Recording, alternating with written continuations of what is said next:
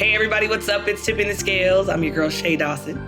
Hi, LaShayla, and I'm your girl Hi. Tania Rivers, aka T Money. Remember her? Is she I back? remember her, but I also remember Sweet Tea too. So I know I like Sweet Tea better, but I got that raspy on today. You hear that? I got know. that rasp. Little Good morning. what's her name? What's the singer back in the day? Anita Baker. You got your Anita Baker on. My Anita Baker, my Sade. Toni Braxton. She has a raspy voice too at times. Oh yeah, Tony. Tony used to be my go-to karaoke. Mm-hmm. Give me a Toni line. Oh, I can't remember right now. It put me on the spot. It's just another sad love song wrecking my brain. Remember that one? Yeah. I'm trying to think about the one. It was like a. Damn, I can't think about it. 7 whole days. Remember that? Yeah, exactly. And I was on you. Yeah. I can't take it no. Can't take it no. I had about enough of you. I'd rather be on my own.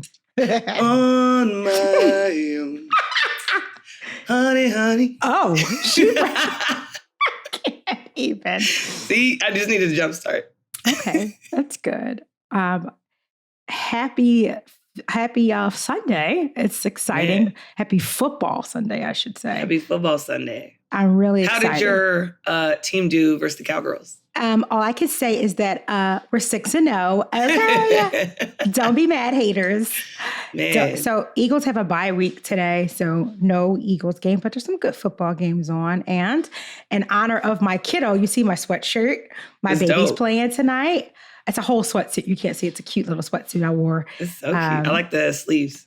Yeah, thank you. I just got to stay up tonight because those games, those West Coast 10:30? games, they hurt 10:30 me. p.m. Yeah, it's like 10:30. Yeah, It's like bad. It's And bad. the last time they came back, like the home opener, they played Mhm. Dallas and they was like down like over 20 points. It was crazy. I was like, what is happening? And they came back and won. And it was getting so good. I call myself Granny. My little granny behind fell asleep at, I think it was like 3 minutes left in the fourth quarter. T. I know. I texted Yeah. Mikhail. I was like, hey, buddy, I heard you did well. I'm sorry. Thank you. Good job coming back. But I just couldn't. He's like, it's okay, Mom. I know you're sleepy. He's like, it's okay, Mom. I know you. Aww. I know. I feel like So a terrible, crappy cute. mommy.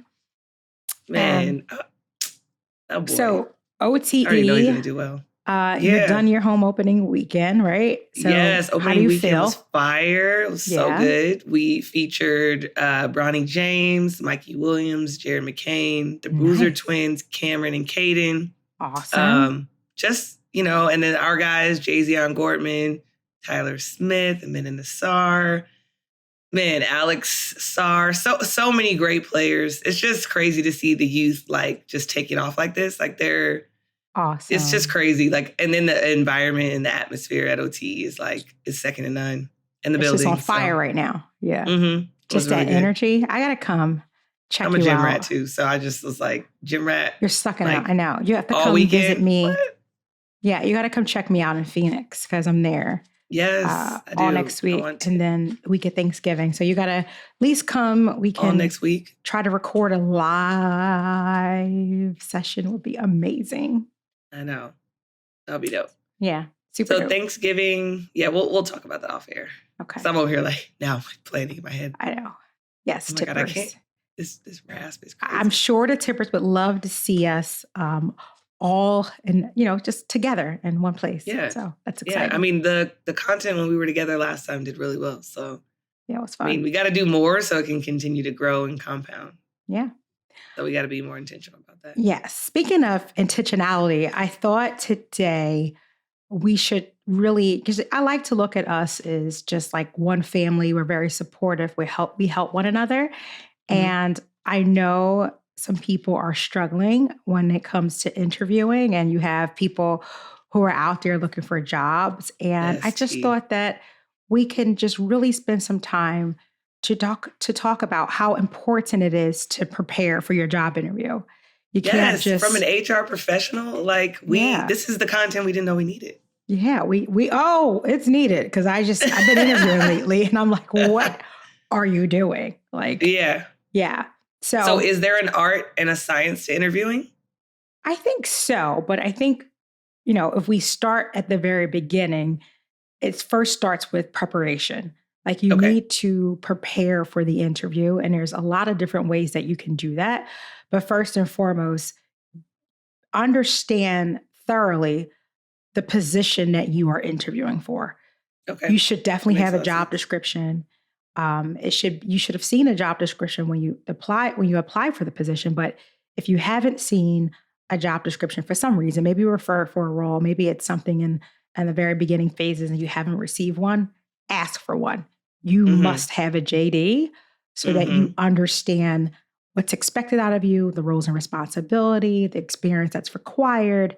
Mhm. That's a necessity. You must have that job description. Okay, that's very, very important. Yeah. Because a lot of traditional companies have JDs like on the website. But in Yeah. my new world of startup life, that's not always the case. I mean, there are job descriptions, but sometimes the roles change. Yeah. Let's say you interviewed for one job. Quickly, it could pivot because the company's going in a different direction and now you have a whole new different job description. Sure. So, yeah, I think that's important to talk about why it's super important and the direction and your why every single day, because when that gets muddled, it gets a little bit difficult to do your job. Yeah. And listen, in essence, like my company's like a startup too. And there are times where this is the first time we're creating a role.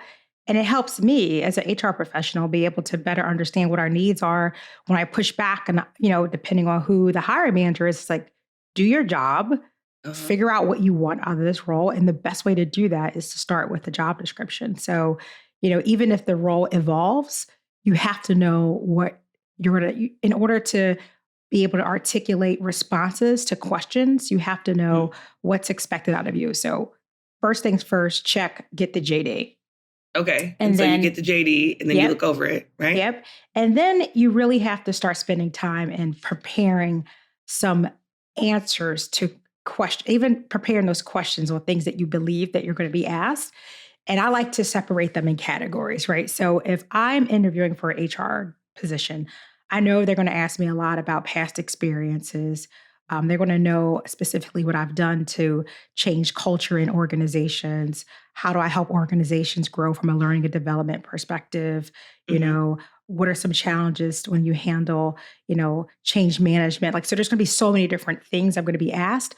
I prepare those questions and also prepare answers as well. And that's just that helps me just practice. I also think it's helpful for you to have someone else ask you those questions. And listen, if you're not sure what questions that you believe you're going to be asked, guess what? I don't know if you know of this friend that I have that I use all the time. My friend, her name is Google. So I think most of us know Google. Is a Do you know Google? Friend. Have you met that person? I love Google. Yes. We're very close. Yes, correct. Intimately. Yes. So you can just literally say, whatever job you're applying for, put that in and say, sample interview questions for X, Y, and Z, and Google will give you a plethora of questions and take the time to practice. I will also say too, is we have LinkedIn, tap into your network.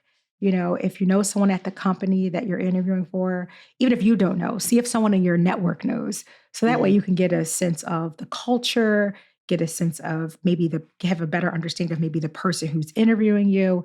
Do your research. Spend some time on a company's website to better understand the company so that you can speak intelligently about the company when you're asking questions. I did all the research. I knew my company was $1 billion company. I knew that they were in over 23 operating states. I knew that they had over 1,000 dispensaries. I came to the table with information about the organization before they can ask me. I knew all about them. So spend some time on the company's website, getting to better understand the company as well. That's so interesting that you say that too, because the people that have hit me up before they got hired at Overtime, they have, I was so glad that they had that conversation with me, because first people think they're applying for the job, but certain companies want to know that you want to dive into the culture. Sure. So having that conversation and being someone who's a part of that culture, talking to them about how important it is to the company when they interview for that JD, but also to talk about the culture and what overtime does internally, that shows that those people have been calling around and asking people. They have actually gotten the jobs because they had those little, they did the research, basically. They had those little tidbits that overtime was like, okay, like you actually did your homework. Instead of just being like, yeah, I'm applying for an account manager because I like selling things and I'm also really, and it's like, no, actually, No. I understand that, the overtime community is made up of, certain demographic, ages, let's say like 21 to 30. We really love that, like they can talk about that because they've had those conversations with me or other people in the company. And they're like, wow, they did their homework. And it's impressive when you do it. Yeah, and exactly. It shows you care. that, yeah. And it shows that you're how you think, that you're strategic, that you're, that you are invested into this company because the company is going to invest in you, right? Yeah. Another thing that I like to do as well is don't try to remember your answers verbatim to those prep questions, good right? Quality, right? Yeah. Don't do that because then you'll get lost, right? And then sometimes anytime you try to remember something verbatim, what happens? You forget. You blank. Right? You You're blank like, out. what did I say? Instead, try to remember, categorize. So for me, if I was telling a story about challenging conversations or when I had to mentor someone, let's say it was a very tough employee-related issue or concern, I will, do a category of employee-related issues. And I'll just put a couple little key words that help me remember and trigger that. So I'll say, try not to go into any of my real issues because there's so many. But I'll say, tough conversation with chief, blah, blah, blah, and that's going to help me trigger and remember what occurred. But remember, practice makes perfect. You should be practicing questions all the time. And listen, see who if you have any HR professionals in your network too. Those are really good people to practice with because your friends may not know. But guess what? If you practice with another HR professional, that may do you well too. So best thing you can do is make sure that you're practicing. Start a coaching agency. Exactly. Or look, speaking of that, there are people out there who coach. And if you want to get an executive coach or even just a life coach, there are people who can help you with that. So at the end of the day, you just want to make sure that you're taking the time to prepare. And one of the things I love to do too, if you are not working remotely, I like to do what I call my drive-bys. I don't even tell the company. I just kind of drive by, when you're buying a house and you want to see what it's like at night. Yep. And you go drive by the neighborhood and ride around and see what's up.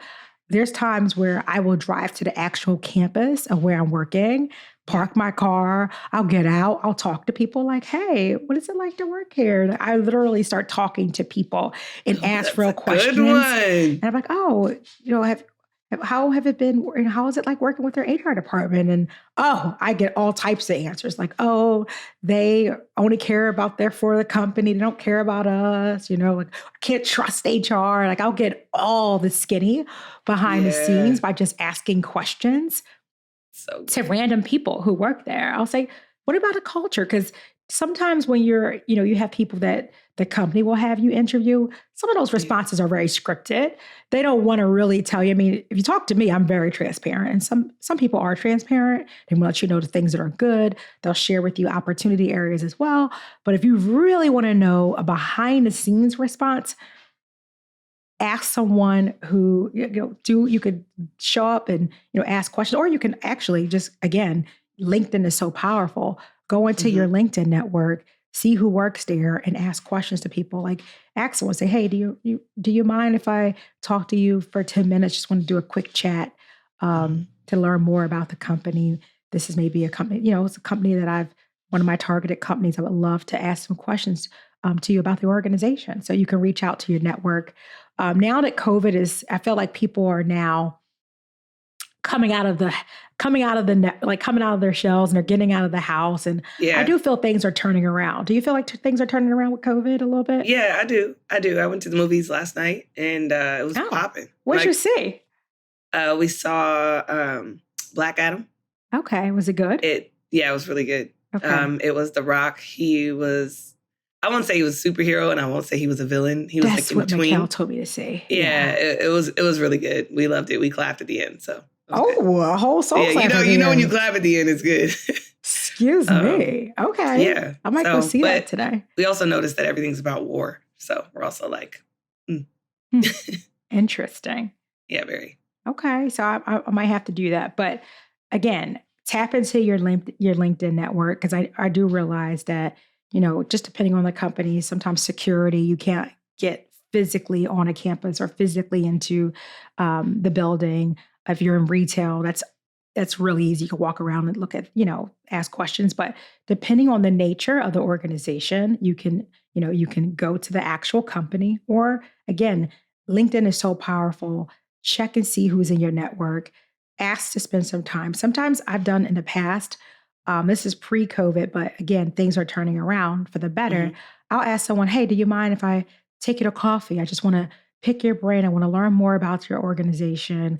I want to be able to ask some very pointed questions. This is somewhere I want to work. And I would love to just take you to love to sit down and have some coffee if you're open to it. And sometimes I got a lot of no's, a lot of doors shut in my face for sure. But right. I did get some yeses as well. So it's those yeses that really help. And who cares if you get 15 no's? It's a quick little message to someone on LinkedIn. And I don't care. I mean, there's times I'll ask 15 people at the company. I get 15 no's and consecutively. Yeah. And then I'll get my one yes. And that's all I was really looking to do. So put the time in and make sure you reach out to people as well. I love it. So what makes someone at the end of an interview say like, wow, that candidate was great? Is it their energy? Is it a combination of energy answers? What is it when you say, wow, I really love that person? Like, that's what people, I think, need to start with is like hearing that perspective first. And then they can go back and do all the research and all that. But like, what makes it I think that's a good candidate? One great question, LaShayla. Thank you. So I would say it's definitely someone who is very memorable. So the question is, what makes someone memorable? It's, I would say it's a combination of a lot of different things. One, Shay, you hit it spot on. It's energy. If you're coming in very lackluster, you're like, hi, someone who has that energy, that just excites me. Like I remember that person when they come in, they're very upbeat. They're very confident, goes a long way. We all know that confidence is everything. And when you come in and you're confident, and again, I'll come back to this because people don't do it. Your confidence comes from your preparation, right? So you come in, you're confident. You need to get a good night's sleep the day before too, because sleep is everything, right? So I can check that off my list. You gotta try to get a good night's sleep because that's going to help with your energy. And what I found helpful is, look, we all know the importance of working out, so I'm not going to beat your eardrums about that, but work out in the morning if you can before your interview. Eat a very healthy breakfast, some brain power food that's going to help you be more energized and ready to go. So again, bringing that energy. Of course, someone who can answer my questions. I mean, I like to ask what they call behavioral-based questions because then it's really hard to make something up when I say, so Shay, tell me about a time when you had to prepare an athlete's program. What did you do? What was the end result? How did it help the athletes? How did it help the parents? How did it help the organization? You're like, holy, okay. Like that's going to really help you start to think. And you're most people aren't good off the fly to just make something up. Like they're going to look at past experiences. So most people kind of follow what they call the STAR method when you're answering behavioral-based questions. That's like, what's the situation or task? What action did you take? And then what was the end result? So that's that good old-fashioned, what they call STAR method. So that will help you frame those responses to your questions by kind of following that. So, again, so if I say, Shay, tell me about an athletes program you said, you're going to say, well, T, here's the situation and this is what I've done. And then, basically talk about the action. And as an end result, our athletes were happy and I was able to blah, blah, blah, blah. So again, it's just doing that preparation. And I can tell people who really were thoughtful because they give you a great response. You're like, okay. Mm-hmm. I also think thoughtful responses. Yeah, very thoughtful responses. I also think it's helpful too. A smile goes a long way, even if you're doing a phone interview, because we could talk about those too and kind of break those down too. Because phone interviews, I don't know what people get. They should be easier because you got all your notes in front of you. You can still have notes in the live interview as well. Or a Zoom interview. It's just just can't stare at a piece of paper. When if you're completely on the phone, you have, you don't have to be looking, making eye contact with someone. But even if you're smiling over Zoom, you're smiling over the phone, you're smiling in person, it really goes a long way. Another thing too is be mindful about what you wear, people. I mean, you have to, and listen, know the company that you're preparing for, right? Correct. Because every company's different. It's not like you need to be suited and booted for every company, but you need to, I know this sounds so simple, but people come to interviews with stained shirts. I mean, even if let's say you're driving, maybe a good backup plan is to have another shirt with you, good. On a hanger in the car or where you're traveling, because accidents do happen. The worst thing you can do is look unkept when you come to an interview. Hair is awry or not cut. So fellas, get your fresh cut.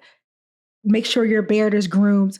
Look like you're going to a damn interview, people. Don't come all disheveled like you roll out of the bed and you're chilling with your person. No. I love it. You need to be prepared. You need to be well groomed. And if it is a live interview, fellas, ladies, whoever you are, please do not come with a very strong perfume or cologne. That is not the time. It's distracting to the interviewer. It's very distracting. Okay.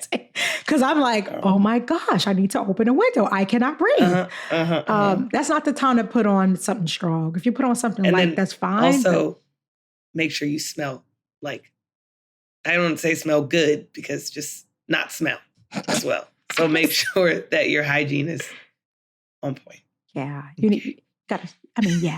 We should be showering every day, people. But if you are you don't shower all the time, then now's the time. Before your interview, shower. You may not shower all the time, but before you interview, you should shower. And sometimes you say things that you think are obvious, but it's nice not. To just remind I've had smelly people in my interviews too. I mean, thank you, Shay, for calling that out because it's true. I get some smelly folks. I'm like, really? Yeah. Your ass stinks. This is not okay. Please wash. No, I know. And I have had that as well. And it's not easy to give that feedback. And obviously it's not my place as the interviewer to give that feedback, but you would hate for that to be the reason that there's just questions. I won't say the reason you couldn't get a job because I'm sure there's smelly people who have great energy and smiled and been prepared that have gotten jobs. It's part of your preparation. That's all. Part of your preparation. I love that. Yeah, for sure. Another thing too is what I love. So we talked about a few things that makes the interview memorable. Of course, your preparation, so you could be able to answer questions that's going to be asked of you, a smile, you're coming appropriately dressed for wherever the interview is, because sometimes it's casual. I've been to interviews where they will specifically tell me that it's you can dress casual. So I'll wear a nice button down shirt and a skirt or some pants or some whatever it is. But dress for the job, right? Question. Yeah. Can you do yourself a disservice if they say come casual and you come dressed to the nines? Is that a faux pas? It depends on the company. Some people are like, well, especially I think about, let's say can you be overdressed? You could be at times, but that's why it's so important to kind of know your audience, know where you're interviewing, because there's times where I was hiring for a a construction worker at a company. And I said, dress in jeans and something comfortable and put sneakers on because we're going to be walking through a construction site.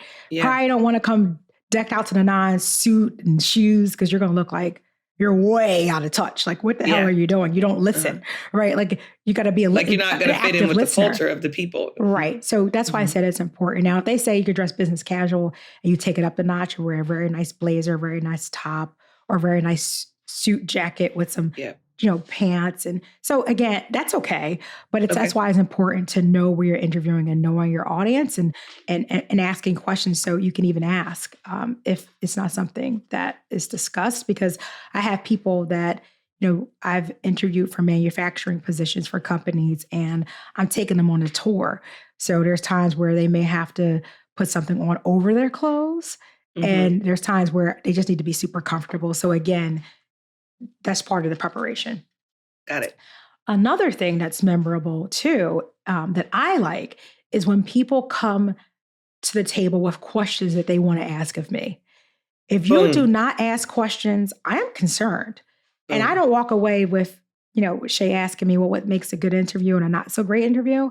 That's a not so great interview because I need to see your thought process. I need to see that you care, that you want to ask questions. And those questions can be, of course, you should definitely ask questions about who your future leader is going to be. I always ask, tell me about, your leadership style. If I was to ask your direct reports what it's like working for you, what would they say?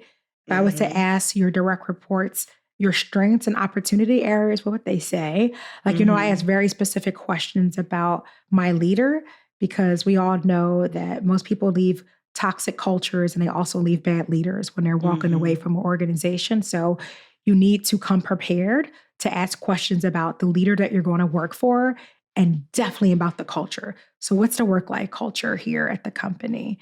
What are the company values?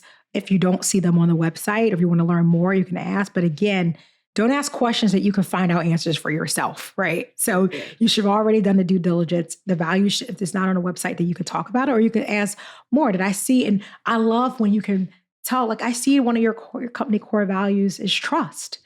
And, and then you can talk about how you are someone that is trustworthy. So when the more that you can find out about the history or things at the company, the better.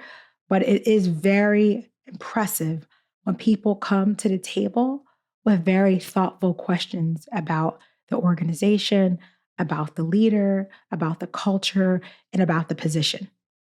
I love that. That's so important. And it's so crazy because when I was interviewing for the Sixers, I actually didn't ask any questions. And I got another chance. Awesome. Yeah, my interviewer was like, so you did a great job. I loved all your thoughtful responses to our questions, but the one thing you didn't do was ask questions. And I think the reason I didn't ask questions because I felt like I knew. And not knowing that asking questions is something that triggers something in them. Obviously, after that, I never not did that again. But the fact that I got a second chance to do that, like, I appreciate that because I thought I was very prepared. I did my research. I had energy because I was so excited to get the job. I'm like, what else do I need to know? Yeah. But I had never interviewed before because every job I had ever gotten was based off a personal relationship. Yeah. And so it's more of like, send me your resume. And I don't know if there's other people out here that resonates with, that you've never done an interview. And if you've never done an interview because you have such strong like network and people are just like, oh, my girl Shay or whatever, and I've been referrals. I think you should take the time to learn the interview and listen to this pod, actually listen to this episode, because there are a lot of people who have relationship-based referrals who don't really have to interview or go through those processes. Yeah. And I think that was an important lesson for me. And I was just so happy that I got a second chance to do that. So. Yeah. Thank you, Shay, for telling your story. I think we all know that sometimes there are no second chances and you have one time to get it right. And you want to make sure that you're prepared for that opportunity so that you can get it right. And, again, even if, because there are times when I'll come prepared, I'll have 5 or 6. Don't ask. Here's a few tips about questions. Okay. Don't ask a ton of questions either, because that's annoying to the interviewer. I'm like, oh my God. like enough. Like I had one person who asked me like 10 questions. That's way They had too their many. list. Yeah, I'm like, I think what's good is 3 to 4 questions. 3 to 4 questions is great. About the culture. Yeah. About their leadership style. About the position. About the position.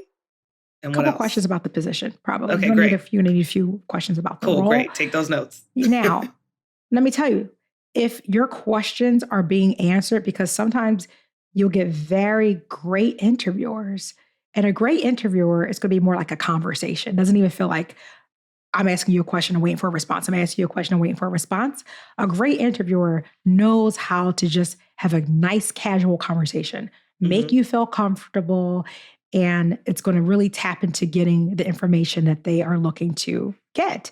Yeah. Now, if your interviewer answers your question, you can just say, you know what? Thank you. When I say you have any questions, like, well, thank you. I can tell you that I wanted to know more about the culture. You've done that. I wanted to learn more about who my leader is. You've done that. You've done a great job answering my questions. I appreciate that. Just have a few more if that's okay. I'm like, okay. And then you ask like that, 1 or 2 more. Like if they answer your questions, then ask 1 or 2 more questions. Again, don't say, well, no, you answer. Because I get some people, no, you answer my questions. I'm like, ask a few other questions. And that's what I did. Yes. Yeah. And now when I coach athletes, when they, and I won't say they interview, but when they're working with media companies, I will say, always ask 1 or 2 questions. So I'm going to give you another chance. Exactly. And then they come back and then they say something and I'm like, oh my God, I remember when that was me and I got my second chance. Yeah. So I think tippers, just have about 6 to 7 questions prepared. You don't want to ask all those questions. You just want to know, like, you go down your checklist because they may answer those questions. And I would acknowledge that when they ask that you have questions to show that you are actively listening, and be sure that you're actively listening in your interviews, and what that active listening looks like, that you're making eye contact, that you are acknowledging, like, yes, you know, I heard you say this, or just being able to repeat some of the things that you've heard. And you have to listen, because if your headspace, or you're thinking about what you're doing with your boo at the end of the day, or you're thinking about going to the movies to see the new Creed like I am now, you're thinking about what you're eating for dinner or what you're doing afterwards, an interviewer could tell if you are present, if you have presence. Yeah. So make sure that you have presence. Mikhail likes to say locked in. He's locked in, mama, locked in. Make sure that you're locked in, or do you have that presence? Because again, there's times you only get 1 chance. You want to make that chance memorable. You want to make sure you do it right. Is that okay? Love it. Okay. Well, listen, tippers, as always, we thank you for listening to Tipping the Scales wherever you get your podcasts, or checking us out on YouTube. Continue to follow us. We love it, and we love you being a part of our journey. Thank you, Tina, the HR professional. You're welcome. Peace. Bye.